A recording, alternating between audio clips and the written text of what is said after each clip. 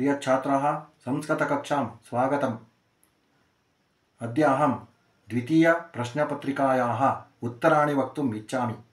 पूर्वसिद्धतापरीक्षायाः प्रश्नपत्रिका द्वितीयभागस्य ಅಂದರೆ ಎರಡನೇ ಪ್ರಶ್ನೆಪತ್ರಿಕೆಯನ್ನು ನಾನು ಇವಾಗ ಉತ್ತರಗಳನ್ನು ಹೇಳ್ತೀನಿ.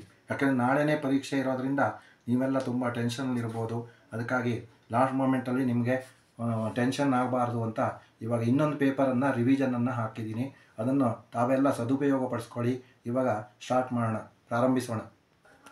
ನವಮ ಕಕ್ಷಾಯಾಹ ಪ್ರಶ್ನಪತ್ರಿಕಾ ಮೊದಲು 6 ಅಂಕಗಳಿಗೆ MCQ ಇರುತ್ತೆ. ಇಂದುಹು ಅಸ್ಯ ಸಮಾನಾರ್ಥಕ ಪದಂ ಇದಂ ಭವತಿ. ಇಂದುಹು ಇದರ ಸಮಾನಾರ್ಥಕ ಪದ ಚಂದ್ರಃ ಅಂತ ಬರಿಬೇಕು. ಬಿ ಅಂತ ಬರದೇ ಬರಿಬೇಕು.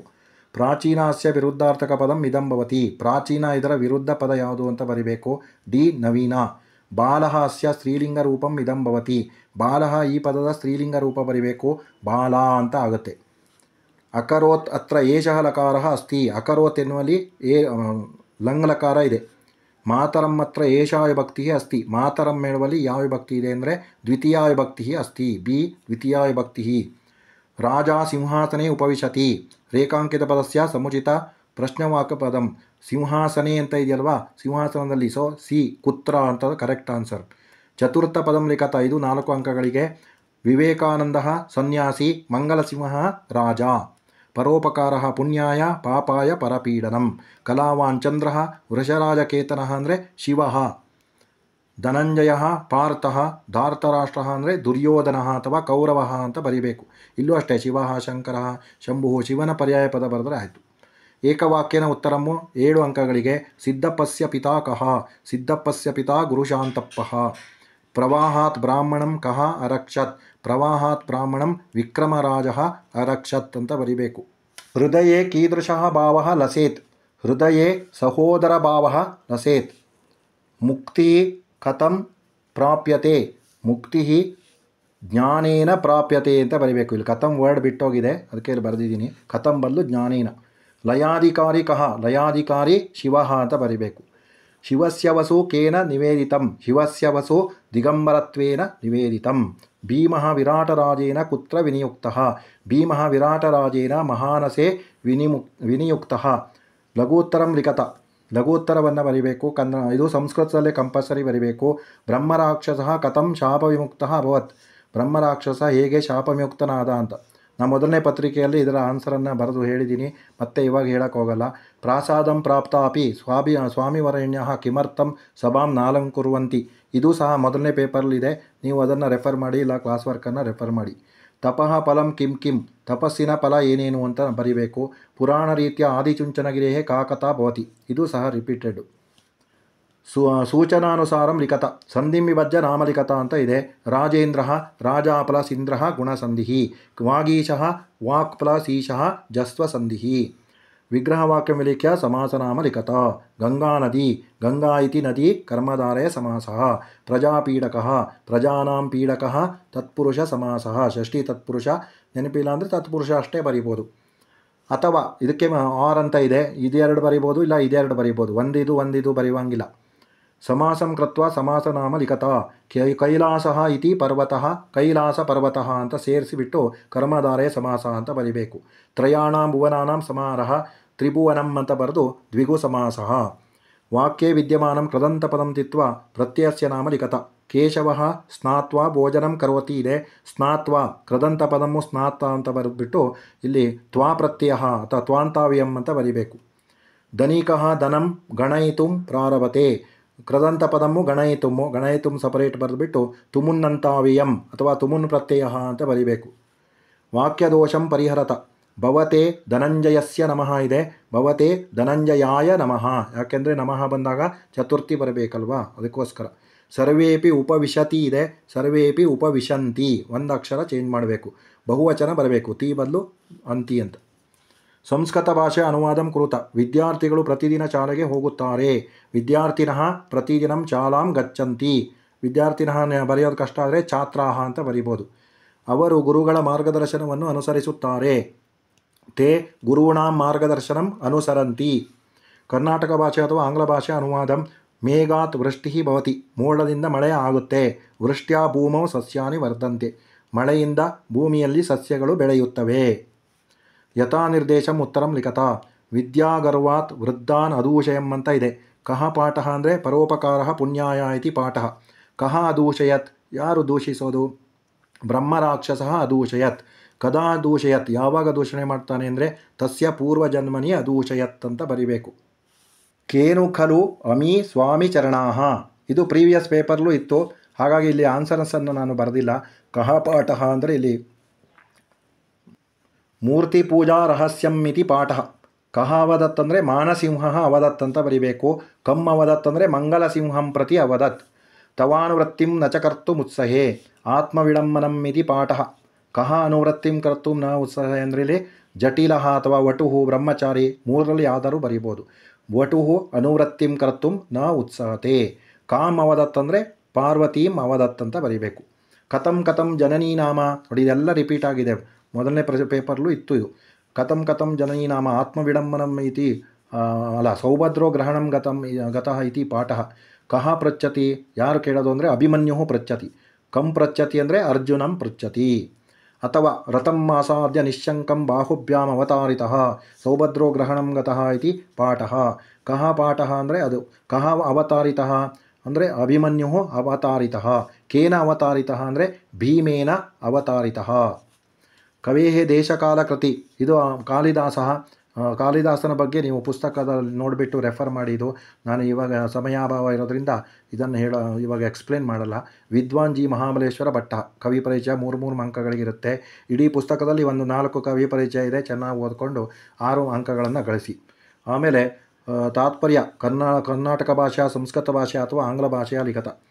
ಕರಾರವಿಂದೇನ ಪದಾರವಿಂದಂ ಮುಖಾರವಿಂದೇ ವಿನಿವೇಶಂತಂ ವಟಸ್ಯ ಪತ್ರಸ್ಯ ಪುರೇಶಯಾನಂ ಬಾಲಮುಕುಂದಂ ಮನಸಾ ಸ್ಮರಾಮಿ. ಅಂದರೆ ಕೈಯೆಂಬ ಕಮಲದಿಂದ ಕಾಲೆಂಬ ಕಮಲವನ್ನು ಮುಖವೆಂಬ ಕಮಲದಲ್ಲಿ ಇಟ್ಟುಕೊಂಡಿರುವಂತಹ ಆಲದ ಎಲೆಯ ಮೇಲೆ ಮಲಗಿರುವಂತಹ ಬಾಲಮುಕುಂದನನ್ನು ಮನಸಾ ಸ್ಮರಿಸುತ್ತೇನೆ ಅಂತ ಕನ್ನಡ ಅಥವಾ ಇಂಗ್ಲೀಷದಲ್ಲಿ ನೀವು ಬರಿಬೋದು. ಆಮೇಲೆ ಪದ್ಯ ಭಾಗವನ್ನು ಮೆನ್ಷನ್ ಮಾಡಬೇಕು. ಇಲ್ಲಿ ಶರಣಂ ಪ್ರಪದ್ಯೆ ಎಂಬ ಪದ್ಯ ಭಾಗದಿಂದ ಈ ಶ್ಲೋಕವನ್ನು ಆರಿಸಲಾಗಿದೆ ಅಂತ ಬರೆದುಬಿಟ್ಟು ಇದರ ತಾತ್ಪರ್ಯವನ್ನು ಬರಿಬೇಕು. ಇಲ್ಲಾಂದರೆ 1 ಮಾರ್ಕ್ ಕಟ್ ಮಾಡ್ತಾರೆ. ಪೂರ್ವಜ ಮುನಿಜನ ಕವಿಜನ ವಾಂಚಾ ಸರ್ವೇಷಾಮೈಕ್ಯಂ ಸುಖಿನಃ ಸರ್ವೇ ಸಂತ್ವಿತಿ ಗಾನಂ ತೇಷಾಂ ಬಹುಹೃದ್ಯಂ ಭಾಷಾ ಧನಮತ ಜಾತಿ ವಿಭೇದೋ ಹೃದಯೇ ಮಾ ಭವತು ದುಃಖಿತ ದೀನ ಜನಾನುನ್ನೇತು ಮಸ್ತಾ ಪ್ರಸರಂತು. ಇದು ವಿಸ್ಮೃತ ಭೇದಾಸಂತೋ ಎಂಬ ಪದ್ಯಭಾಗದಿಂದ ಆರಿಸಿಕೊಳ್ಳಲಾಗಿದೆ ಅಂತ ಬರೆದುಬಿಟ್ಟು ಹಿಂದಿನ ಋಷಿಮುನಿಗಳು ಕವಿಗಳು ಇವರೆಲ್ಲರ ಅಭಿಪ್ರಾಯ ಒಂದೇ ಆಗಿತ್ತು. ಎಲ್ಲರೂ ಐಕ್ಯವಾಗಿರಿ, ಎಲ್ಲರೂ ಸಹೋದರ ಭಾವದಿಂದ ಇರಿ, ಎಲ್ಲರೂ ಒಂದಾಗಿರಿ, ಸರ್ವೇ ಸುಖಿನಃ ಸಂತು, ಎಲ್ಲರೂ ಸುಖವಾಗಿರಲಿ ಎಂಬುದು ಅವರ ಹೃದಯದಲ್ಲಿ ಇತ್ತು. ಭಾಷಾ ಧನ ಮತ ಜಾತಿ ಇವುಗಳ ಆಧಾರದಲ್ಲಿ ನಾವು ಭೇದ ಭಾವವನ್ನು ಮಾಡಬಾರ್ದು. ದುಃಖಿತ ದೀನದಲಿತರನ್ನು ಮೇಲೆತ್ತಲು ನಾವು ಸಹಾಯ ಮಾಡಬೇಕು ಅಂತ ಬರಿಬೇಕು. ಇದು ಮೊದಲನೇ ಪೇಪರ್ಲು ಇತ್ತು. ಇದು ಅತಾಹವರ್ಣಿ ವಿದಿತೋ ಮಹೇಶ್ವರ, ಇದು ಮೊದಲನೇ ಪೇಪರ್ಲಿತ್ತು. ಇದು ಆತ್ಮವಿಡಂಬನಂ ಎಂಬ ಪದ್ಯ ಭಾಗದಿಂದ ಆರಿಸಿಕೊಳ್ಳಲಾಗಿದೆ ಅಂತ ಬರೆದುಬಿಟ್ಟು ಅನಂತರ ಬ್ರಹ್ಮಚಾರಿ ಹೇಳಿದನು, ಮಹೇಶ್ವರ ನನಗೆ ಗೊತ್ತು, ಅವನನ್ನು ನೀನು ಮದುವೆಯಾಗೋದಕ್ಕೆ ಹೊರಟಿದೆಯಾ, ಅಮಂಗಳಕರವಾದ ವಸ್ತುಗಳಲ್ಲಿ ತುಚ್ಛ ವಸ್ತುಗಳಲ್ಲಿ ಆಸಕ್ತಿ ಹೊಂದಿರುವಂತಹ ಅವನನ್ನು ಮದುವೆಯಾಗುವುದು ನಾನು ಅನುಮತಿಯನ್ನು ಕೊಡೋದಿಲ್ಲ, ಅದಕ್ಕೆ ನನಗೆ ಉತ್ಸಾಹ ಇಲ್ಲ ಅಂತ ಹೇಳ್ತಾನೆ. ಆಮೇಲೆ ಅಥವಾ ತ್ವಮೇವ ತಾವತ್ ಪರಿಚಿಂತಯ ಸ್ವಯಂ ಕದಾಚಿತ್ತೇತೆ ಯದಿ ಯೋಗಮರ್ಹತಃ ವಧೂದುಕೂಲಂ ಕಲಹಂಸಲಕ್ಷಣಂ ಗಜಾಜಿನಂ ಶೋಣಿತಬಿಂದು ವರ್ಷಿಚ. ಇದು ಸಹ ಆತ್ಮವಿಡಂಬನಂ ಎಂಬ ಪದ್ಯಭಾಗದಿಂದ ಆರಿಸಿಕೊಳ್ಳಲಾಗಿದೆ.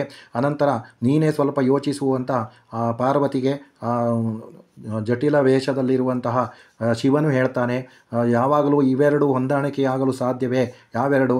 ವಧುವಿನ ವಸ್ತ್ರ ರೇಷ್ಮೆ ಸೀರೆಯಿಂದ ಕೂಡಿದೆ, ವರನ ವಸ್ತ್ರ ಸುಂದರವಾದ ಹಂಸಗಳ ಆಕೃತಿಯನ್ನು ಹೊಂದಿರುವಂತಹ ಆನೆಯ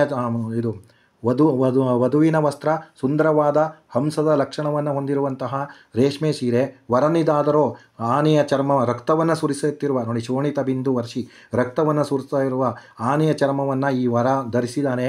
ಇವೆರಡೂ ಸರಿ ಹೊಂದಲಿಕ್ಕೆ ಸಾಧ್ಯವೇ ಅಂತ ಆ ಪಾರ್ವತಿಯನ್ನು ಪ್ರಶ್ನೆ ಮಾಡ್ತಾನೆ. ವಾಕ್ಯ ವಿದ್ಯಮಾನಂ ಅಲಂಕಾರಂ ಸಲಕ್ಷಣಂ ಸಮನ್ವಯತ. ನೋಡಿ ಅಲಂಕಾರ ವಿದ್ಯಾಧನಂ ಸರ್ವಧನ ಪ್ರಧಾನಂ ಅಂತ ಇದೆ, ಇದು ರೂಪಕಂ. ವಿದ್ಯಾ ಏವ ಧನಂ ಅಂತ ಹೇಳಿದಾರಲ್ವಾ, ರೂಪಕಂ ಲಕ್ಷಣಂ ಬರಿಬೇಕು. ಉಪಮಾನ ಉಪಮೇಯೋ ಅಭೇದ ರೂಪಕಂ ಅಂತ ಬರೆದು ಆಮೇಲೆ ಅದನ್ನು ಸಮನ್ವಯ ಬರಿಬೇಕು. ಅತ್ರ ಉಪಮೇಯ ಉಪಮಾನಯೋ ವಿದ್ಯಾಧನಯೋ ಅಭೇದ ವರ್ಣಿತಃ ಅತಃ ರೂಪಕಂ ಅಂತ. ಮುಖಂ ಕಮಲಮಿವ ಸುಂದರಂ, ಇದು ಉಪಮಾಲಂಕಾರ. ಉಪಮಾ ಯತ್ರ ಸಾದೃಶ್ಯ ಲಕ್ಷ್ಮೀರುಲ್ಲಸ ತ್ವಯೋಹೋ ಅಂತ ಲಕ್ಷಣವನ್ನು ಬರೆದಾಗ 2 ಮಾರ್ಕ್ಸ್ ಆಯಿತು. ಇನ್ನು ಸಮನ್ವಯ ಅತ್ರ ಮುಖಂ ಉಪಮೇಯ ಕಮಲಂ ಉಪಮಾನ ಯುವ ಉಪಮಾವಾಚಕ ಸುಂದರತಾ ಅಥವಾ ಸೌಂದರ್ಯಂ ಸಾಧಾರಣ ಧರ್ಮ ಅಂತ ಬರಿಬೇಕು. ಇದು ಅಥವಾ ಇದು ಆಪ್ಷನ್ ಇದೆ 3 ಅಂಕಗಳಿಗೆ. ಪ್ರಸ್ಥಾನ ಮೇಲಿಕೆ ಗಣವಿಭಾಗಂ ಕೃತ್ವ ಚಂದೋ ನಾಮ ಲಿಖತ.